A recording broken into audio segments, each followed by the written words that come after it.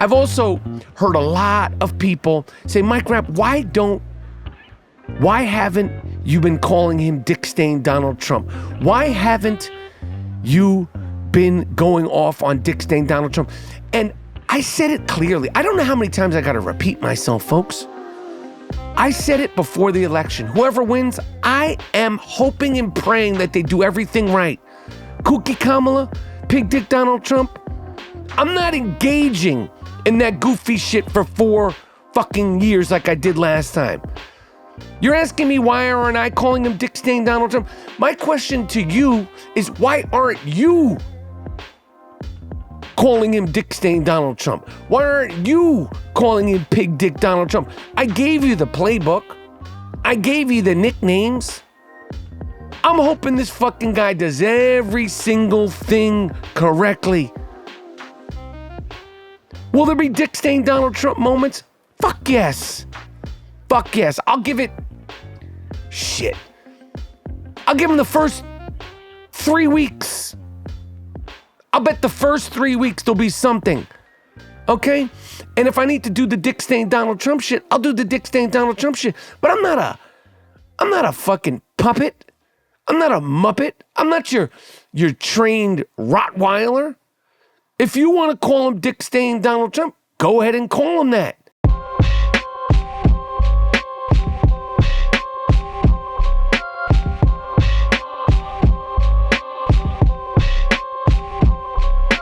Boom, have no fear, the I Am Rapaport Stereo Podcast is here. Biggity boom, have no fear, the I Am Rapaport Stereo Podcast is in the place to be. Yes! Iron Mike Tyson slapped Jake Paul. He didn't slap the shit out of Jake Paul, but he slapped Jake Paul wearing a banana hammock. That's right, Mike Tyson slapped Jake Paul while wearing a banana hammock. Pre-fight planning and so much more. Plus, Dick Stain this, Pig Dick that. Don't ask me to be your lapdog. I'll break it down. And it's week 11, if you could believe that, in the NFL. Getting your mind right, getting your body right. On this I Am Rapaport Stereo Podcast, Miles Jordan, a.k.a. the Bleach Brothers, a.k.a. the Dust Brothers. Start this puppy with something real nice. Siggity, start this puppy with something real loud. But most importantly, start this banging, beautiful I Am Rapaport Stereo Podcast off with something real funky. It's the I Am Rapaport Stereo Podcast. Liggity, let's fucking go. Boom, yes.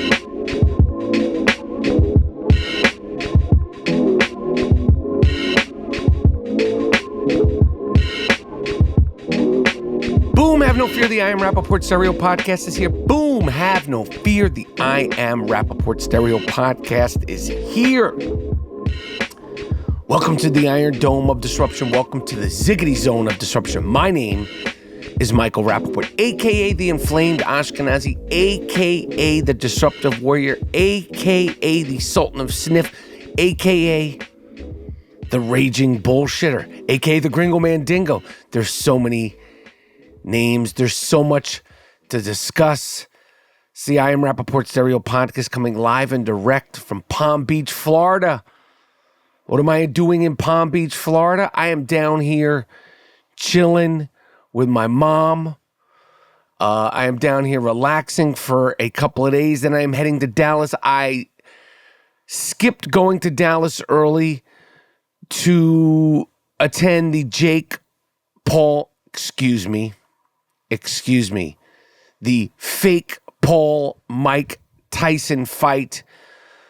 But like everybody, I am going to be watching it live on Netflix. But I am down here in Florida. Then I am heading to Dallas a day after that quote-unquote fight. And then next week, I will be in Boston. Yo, Boston, I am performing next Thursday, the 21st, November 21st in Boston at the Wilbur, okay? And then on Friday, I'm performing in Ridgefield, Connecticut. And then in Saturday, I am performing in Toronto, okay? Boston, there are tickets available for my show at the Wilbur Theater, November 21st. Ridgefield, I think it's sold out. Toronto, there's a handful of tickets to see me the 23rd in Toronto. For all information, all tickets, whether they are available or they are sold out, go to michaelrapaportcomedy.com. But the 21st, November 21st at the Wilbur, the 22nd in Ridgefield, Connecticut, the 23rd in Toronto, and then I am performing one more show, big show, this year, December 6th in LA.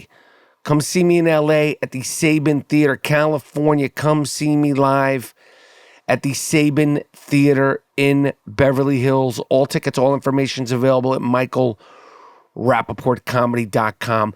The smack heard around the world. I hope you get to listen to this podcast before this fight.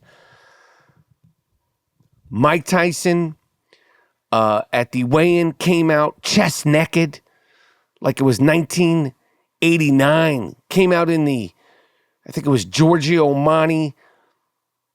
Had on a beautiful banana hammock. Mike came out looking nice. 228 pounds, in shape, looking ferocious, looking mean, looking ready to rumble. I think it was Armani, Giorgio Armani. He had on a nice pair of Giorgio Armani briefs, banana hammock, and Jake Paul stepped on his foot and got the shit smacked out of him.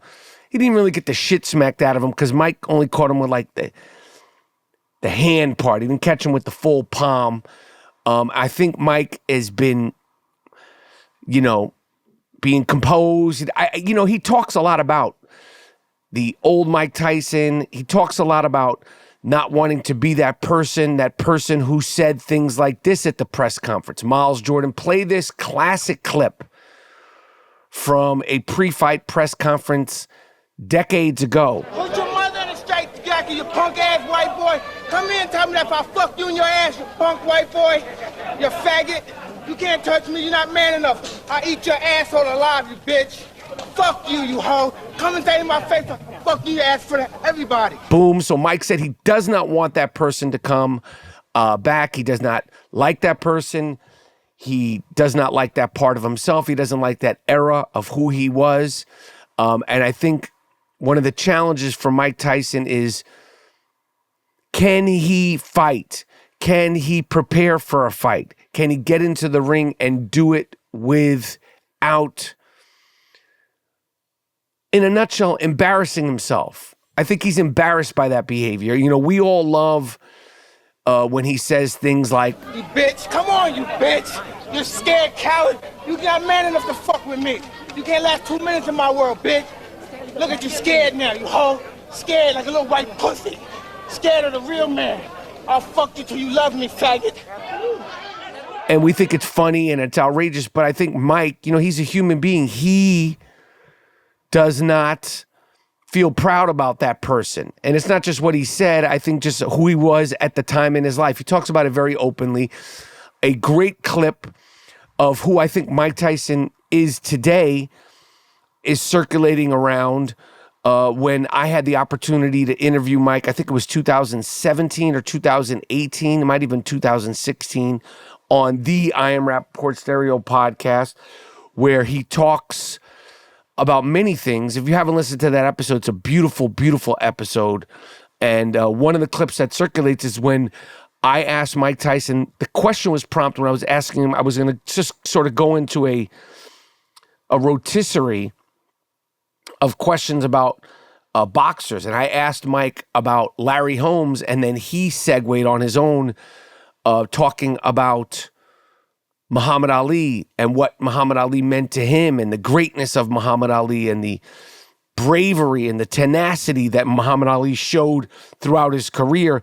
And Mike actually started crying. And you could hear me in the clip because I was taken aback by it. I know Mike is unpredictable. During interviews, you never really know what he's going to say or how he's going to say it. But this clip has been circulating from the I Am Rapaport Stereo podcast. You can listen to this full interview. But Miles Jordan, a.k.a. the Bleach Brothers, a.k.a. the Dust Brothers, play the clip of Mike Tyson talking about Muhammad Ali. Let me say, just as a fighter, his career, he broke my heart beating Ali. Talk about Holmes as a fighter. What made him great? Splendid fighter. Great left jab. But what made him more special than anything was the intestinal fortitude. He was tough as nails. Knock down, get back up, and fight you to death. You know what I mean? And he got that from Ali. He was Ali's sparring partner. See, Ali, that's the only thing about Ali. When you were watching Ali get beaten up as an old man, even that was a young kid, he's not going to quit. You got to kill him. He won't quit. Even he was getting beat up every round, getting the shit kicked out of him by Larry Holmes. And it's a champ. No, come on out. Let me out. Come on out. They wouldn't stop. He would have to stay up there and just take the beating like a man. He wouldn't quit. In a way, I respect the guy like that so much. I have so much admiration for a guy like that so much, but it's just not right to do that way as a human being. Just say it's over. I come back and fight another day else. You got me. You know? And listen, I always like to think I'm a bad motherfucker, vicious motherfucker. I don't give a fuck, but that's a part of Ali. That's where he overshines me, because I can't understand a man that's willing to just really die for this. You know, and I talk that shit, but he's the real dick.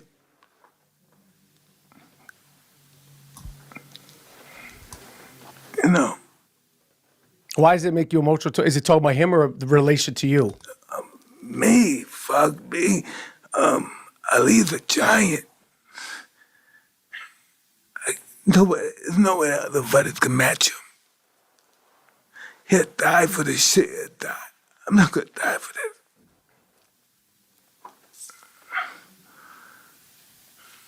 Mike, you're such a good dude. That's real talk. Ali's a savage. He's an animal. He's a different breed of person. He's not like us.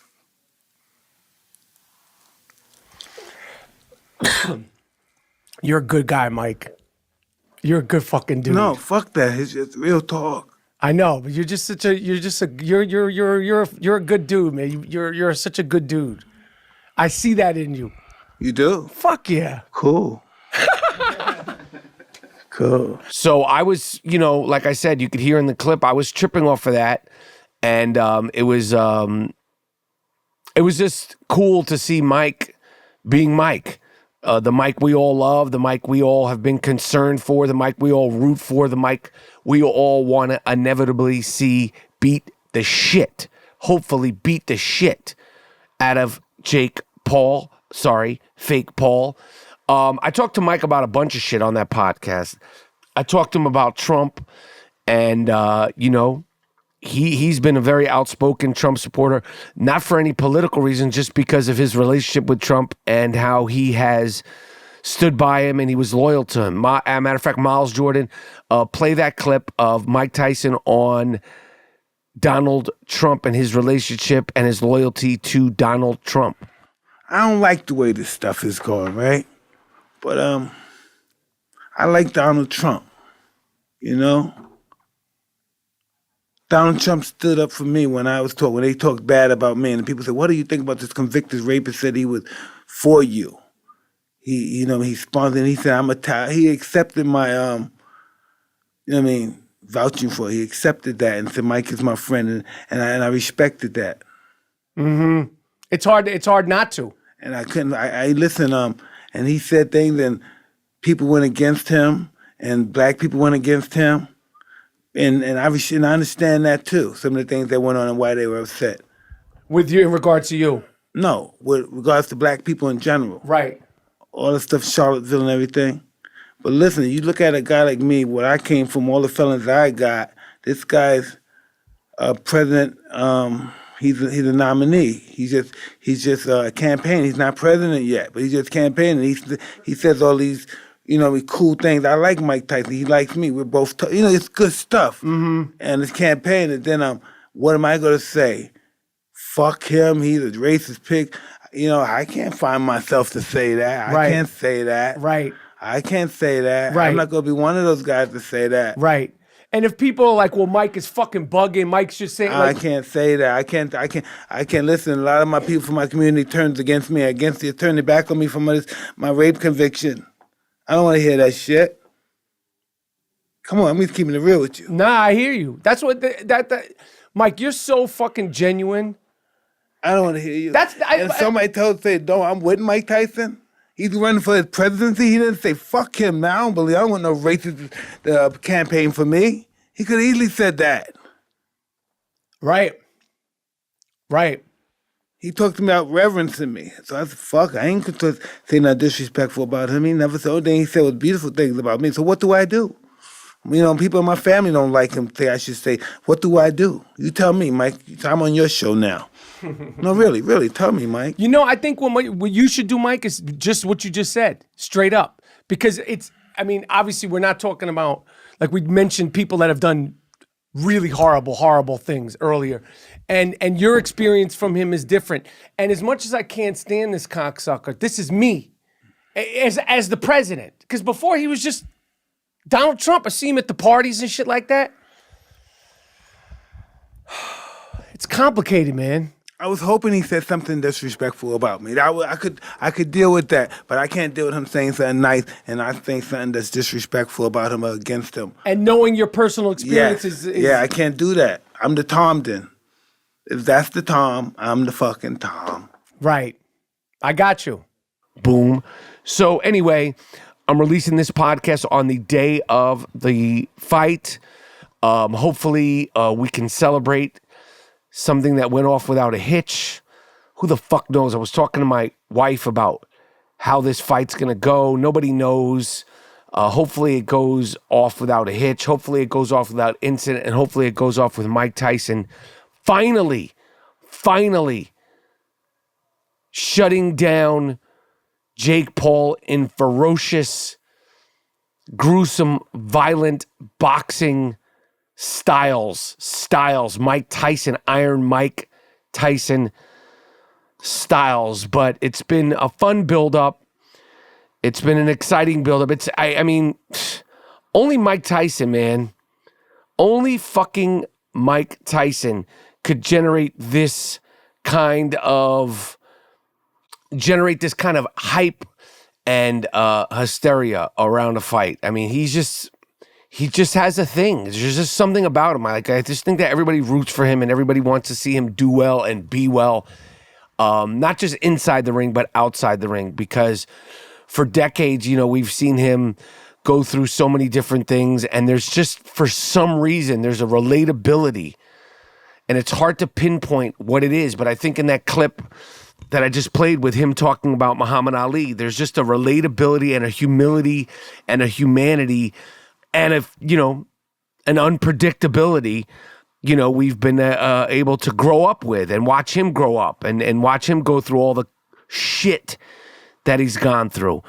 So hopefully you get to listen to this ASAP and hopefully that fight went off without a fucking hitch. Matter of fact, if Mike Tyson beats the shit out of Jake Paul, emergency I Am Rapaport Stereo podcast is coming. If Mike Tyson beats the shit out of Jake Paul, emergency I Am Rapaport Stereo podcast will be coming ASAP. ASAP, like ASAP Mob. I Am Rapaport Podcast.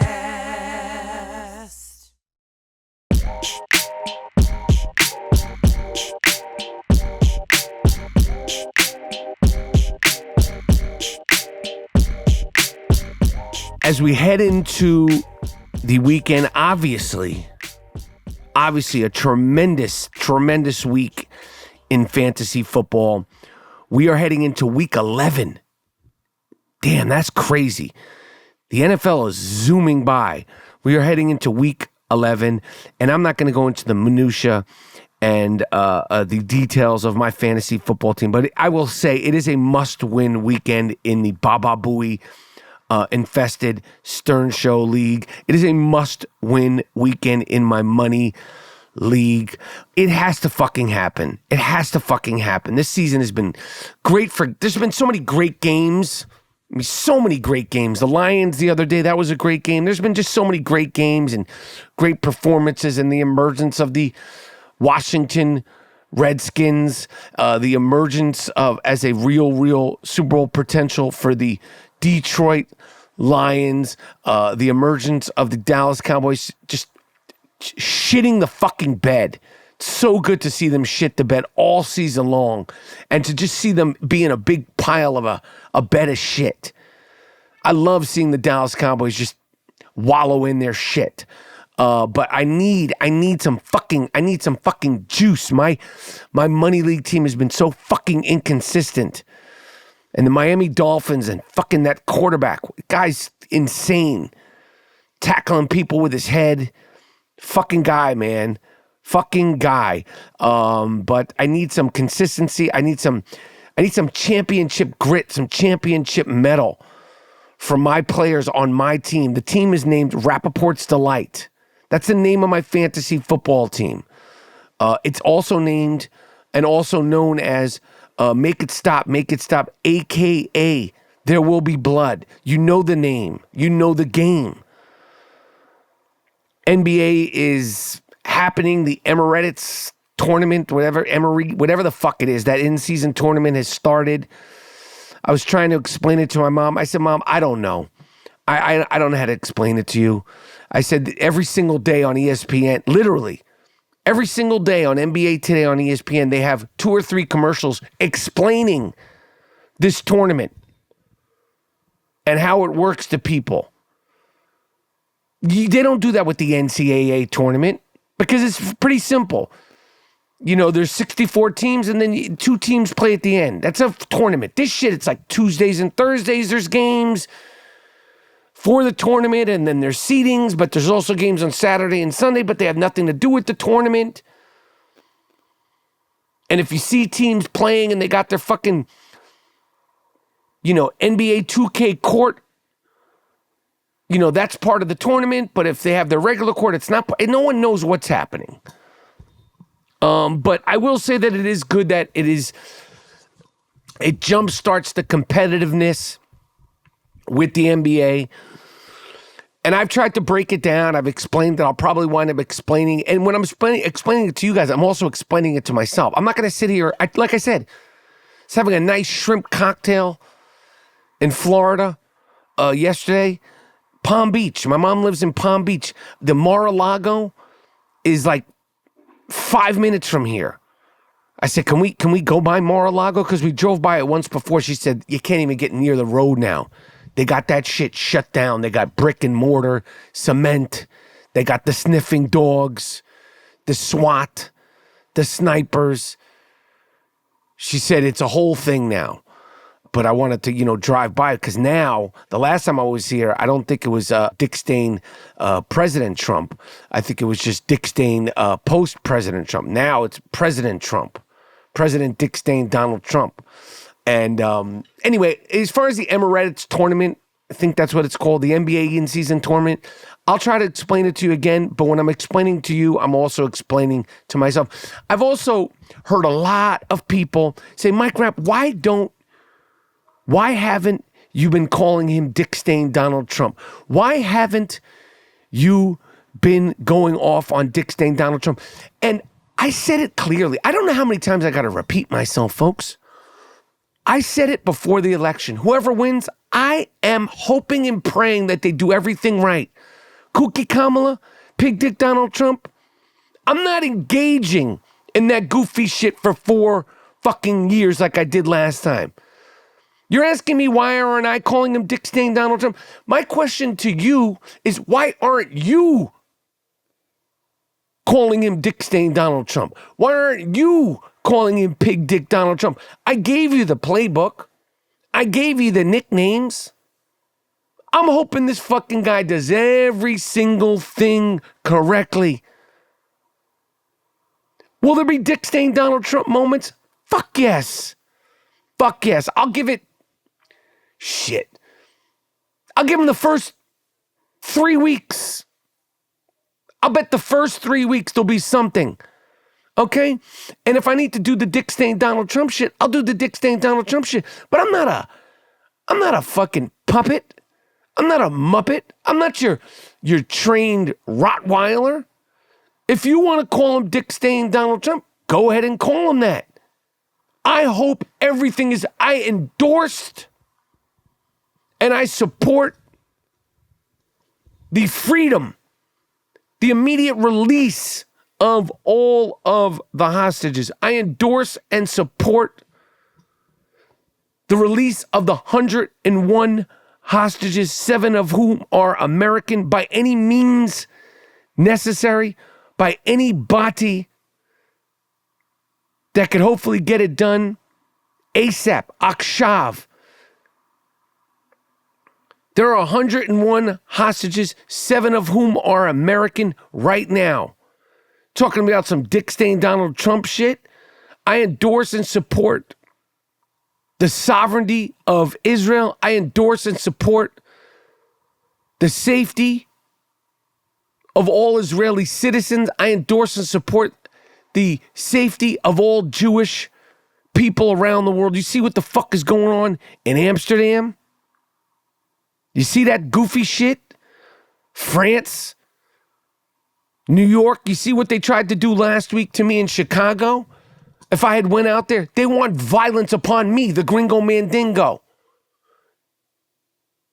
They wish, hope, violence upon me, the Inflamed Ashkenazi. Talking to me about some dick stain Donald Trump? You do it. I got bigger, more important, more relevant fish to fry. Yes, I'm going after all these mainstream media fucks. Joy Reid, Joyless Joy Reid, MSNBC. Fake news, wannabe news, cosplay news,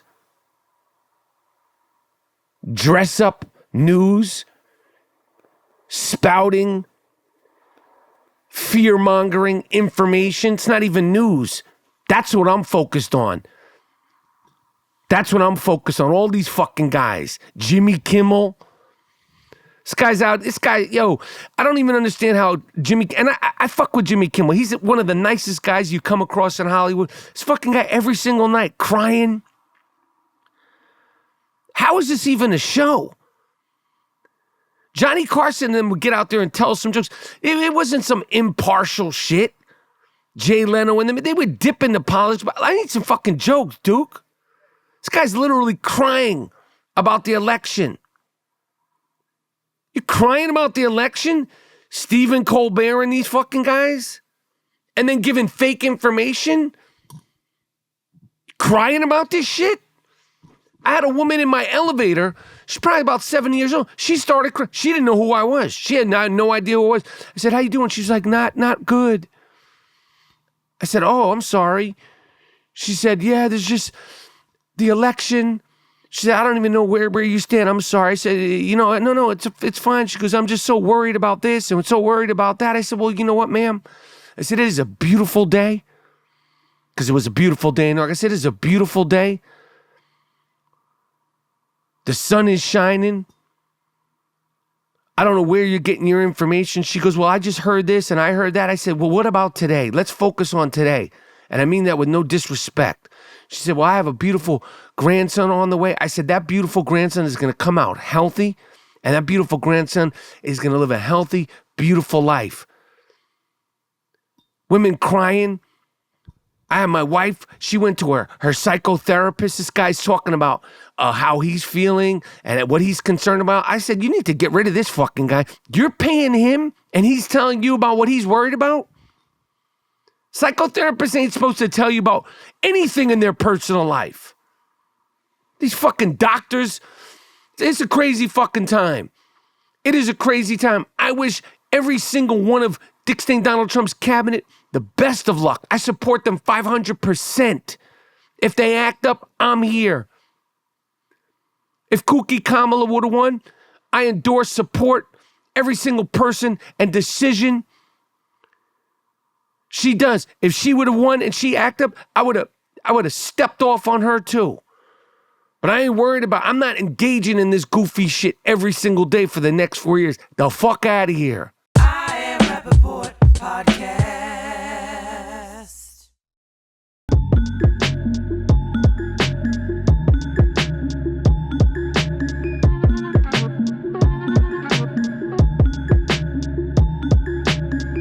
The NBA. Klay Thompson was back in the Yay area, the Bay Area.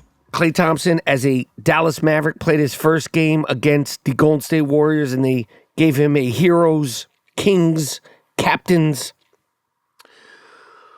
welcome. And, I don't stay up for the late games unless they're important, but I stayed up for that game because that was important to me to see Klay.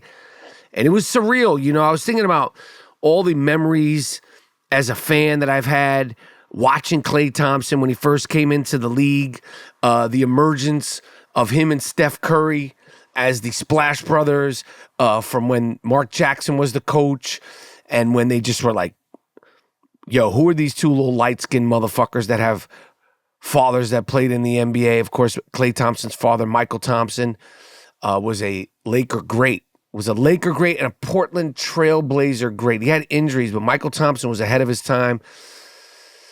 And, just thinking about like all the Steph Curry, Draymond times and going to the Warrior games. And I was thinking about that time that I went to the Warriors practice, and on one end of the court, Klay was working out. This is a game day. I watched it with my own eyes. I watched him work out full tilt for about an hour and a half. Just shooting, going through every single variation of every single shot all over the court, dripping sweat. And the same night, I believe they played the New York Knicks. And being so taken aback of somebody who's already at the peak of his greatness, working on his game, his skills, and Steph Curry doing the same thing at the other end of the court, full tilt. And, obviously Broomgate. And I remember so clearly. I remember it so clearly because his face was like, what the fuck? Klay Thompson, when I showed up with the broom in Cleveland for game three of the finals versus LeBron and them. And he saw me with the broom and he's focused. He's concentrated, and he saw me with the broom, and I don't remember if he said, what the fuck, or he looked at me, and I think he said, oh, shit, and like laughed. I think he said, oh, shit. He saw me with the broom. He said, oh, shit, and laughed during the middle of his workout for the finals. And just, that game against Oklahoma City, and just the crazy things that Klay Thompson did, and to see him, in playing for Dallas, and I think it's good for him. I would have loved to seen him obviously retire as a Golden State Warrior, but it didn't work out that way. And I really want to see him have a great rest of his career. He's having a good season so far. And although I can't stand Kyrie Irving, that dumb motherfucker walking around with Free Palestine necklaces and bracelets. I know, I bet you if you had a conversation with him, he wouldn't be able to articulate why or what he's supporting. Dumbass. He's fucking dumb, flat earth freak. But as much as I can't stand him, obviously, he's great to watch. He's fun to watch.